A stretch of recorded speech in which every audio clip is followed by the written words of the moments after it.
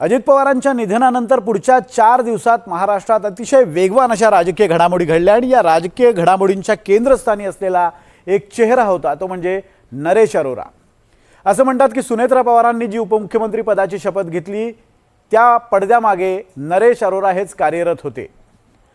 2024 सालच्या विधानसभा निवडणुकीपूर्वी खरं तर हे नरेश अरोरा अजित पवारांच्या संपर्कात आले। त्यांच्या डिझाइन बॉक्स या कंपनीने अजित पवारांच्या प्रसिद्धीचं कंत्राट घेतलं होतं। यांच्याबद्दल जेव्हा शरद पवारांना विचारलं गेलं तेव्हा शरद पवार असं म्हणतात की कोण हे नरेश अरोरा। ज्या नरेश अरोरांना शरद पवार सुद्धा ओळखत नाही किंवा पवार कुटुंबियांच्या इतक्या दूर असलेले हे नरेश अरोरा अचानक 1.5 ते 2 वर्षात इतक्या जवळ कसे आले, आपण पाहूयात।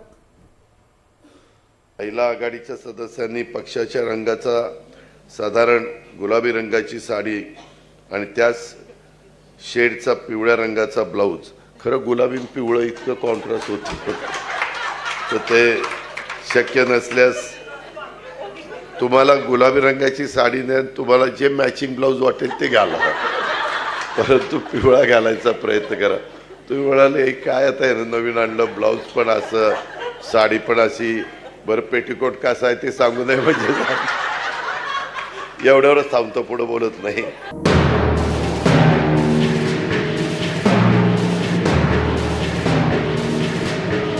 महाराष्ट्राच्या राजकारणातले रांगडे नेते आणि नेहमी पांढऱ्या सदऱ्यात वावरणारे अजित पवार 2024 या वर्षात अचानक गुलाबी झाले। गुलाबी फेटा, गुलाबी जॅकेट आणि गुलाबी गाडी घेऊन अजित पवार फिरू लागले। अजित पवारांच्या या गुलाबी होण्यामागचा चेहरा होता तो म्हणजे नरेश अरोरा। 2024 मध्ये फक्त राष्ट्रवादीच्या प्रचाराची रणनीती आखणारे नरेश अरोरा आता दादांच्या राष्ट्रवादीतला प्रमुख चेहरा झाले। सुनेत्रा पवारांनी उपमुख्यमंत्री म्हणून एवढ्या लवकर शपथ घेण्यामागे नरेश अरोरांचा महत्त्वाचा रोल होता असं सांगितलं जात आहे। 2024 मध्ये अजित पवारांच्या राष्ट्रवादीला मिळालेल्या यशानंतर एक फोटो समोर आला होता। नरेश अरोरांनी अजित पवारांचं अभिनंदन केलं होतं। त्यावेळी अरोरा यांनी अजित पवारांच्या खांद्यावर हात ठेवला होता। अरोरांनी दादांच्या खांद्यावर ठेवलेला हा हात राष्ट्रवादीच्या अनेक नेत्यांना खटकला होता। मात्र नरेश अरोरा हे अजित पवार आणि कुटुंबियांचे निकटवर्तीय।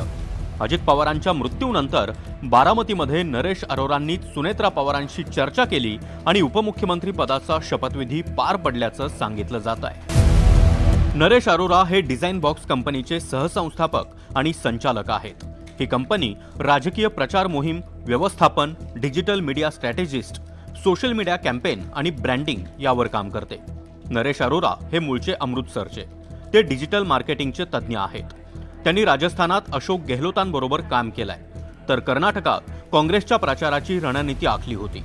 राहुल गांधींच्या भारत जोडोच्या पहिल्या टप्प्यामध्येही अरोरा यांची प्रमुख भूमिका राहिली आहे। नरेश अरोरा दिल्लीच्या सर्कलमध्ये वावर करणारा व्यक्ती। या अरोराची भेट प्रफुल्ल पटेलांशी झाली आणि कालांतराने प्रफुल्ल पटेल यांनी अरोराची भेट पार्थ पवारांबरोबर करून दिली। पार्थ पवारांनी संबंधित अरोराला अजित पवारांकडे नेलं आणि काही दिवसातच अरोरा हा पवार कुटुंबियांचा निकटवर्ती झाला। गेल्या 1.5-2 वर्षांमध्ये अरोरा तर कुटुंबातले अनेक निर्णय घेतो की काय अशी जोरदार चर्चा रंगू लागली। 2024च्या विधानसभा निवडणुकीसाठी नरेश अरोरांनी अजित पवारांसाठी रणनीती आखली।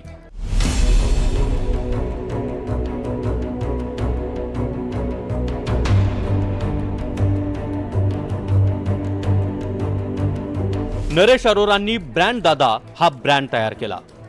अजित पवारांचं गुलाबी जॅकेट ही अरोरांची आयडिया होती। त्यानंतर अजित पवार गुलाबी जॅकेट घालून फिरू लागले। दादांच्या राष्ट्रवादीचे बॅनर्स, स्टेज आणि गाडी सुद्धा गुलाबी झाली। 2024 मध्ये राज्याचा अर्थसंकल्प मांडताना तत्कालीन उपमुख्यमंत्री अजित पवार यांनी गुलाबी रंगाचं जॅकेट घातलं होतं। त्यावेळी लाडकी बहीण योजना जाहीर करण्यात आली होती। तेव्हापासून राज्यात राष्ट्रवादी काँग्रेसच्या वतीनं गुलाबी कॅम्पेन राबवण्यात आलं।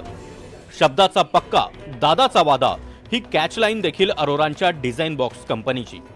दादांच्या या गुलाबी रंगाला महाराष्ट्रानं आणि लाडक्या बहिणींनी चांगला प्रतिसाद दिला आणि विधानसभा निवडणुकीत अजित पवारांच्या राष्ट्रवादीचे तब्बल 41 आमदार निवडून आले।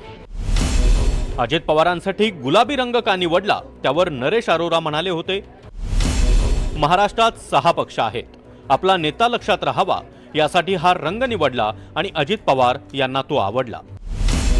नरेश अरोरांची राष्ट्रवादीत लुडबुड कशाला असा सवाल राष्ट्रवादीच्या अनेक नेत्यांचा होता. मात्र अजित पवारांसाठी नरेश अरोरा हे कायमच जवळ राहिले. शरद पवारांना मात्र नरेश अरोरांबद्दल विचारल्यावर ते म्हणाले होते, नरेश अरोरा कोण हे मला माहिती नाही.